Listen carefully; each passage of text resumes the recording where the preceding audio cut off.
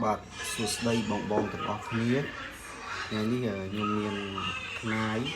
ពិសេសជារបស់ខ្មែររបស់យើងផ្នែកថ្មសម្លៀងពិសេសហើយខ្ញុំដាក់នៅក្នុងនេះគឺត្រាំប្រេងពួកខ្នានេះតែសាក់មានក្លិនស្អុយអញ្ចឹងខ្ញុំដាក់ត្រាំប្រេងទៅអូបឲ្យបាត់ក្លិនស្អុយហើយខ្នានេះมันដូចជាធំប្រមាណទេហ្នឹងហើយបងខ្នានេះมันធំណាទូចខ្នាទូច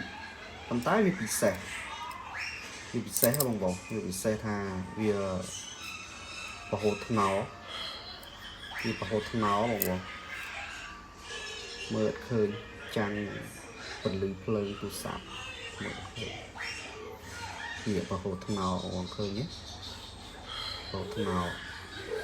តក់មកតក់ភាសាចូលតាមលើតក់ដាក់ហេងភាសាទៀតតក់បងប្រហូតថ្នោតក់មកប្រហូតថ្នោហើយផ្នែកប្រហូតថ្នោនេះវាកម្រដែរបងយើងទាំងអស់គ្នាជាកម្រដែរ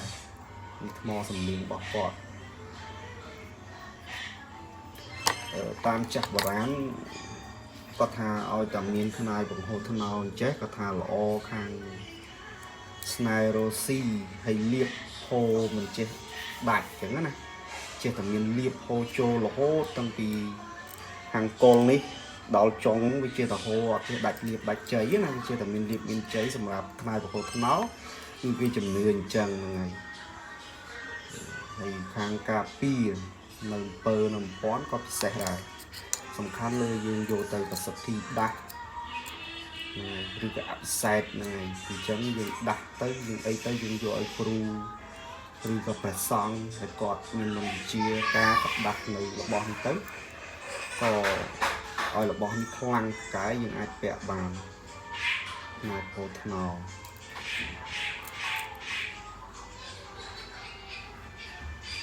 ណានេះទូចមែនតេនតែប៉ុនមេដៃអញ្ចឹងបងមានអីច្រើនទេបងមានប៉ុណ្្នឹងទេណាមានបងមួយចំនួនក៏ធ្លាប់បកស្រាយអំពីផ្នែកបង្ហូតថ្នោហ្នឹងហើយសូមអរគុណច្រើនសម្រាប់ចូលទស្សនាវីដេអូបង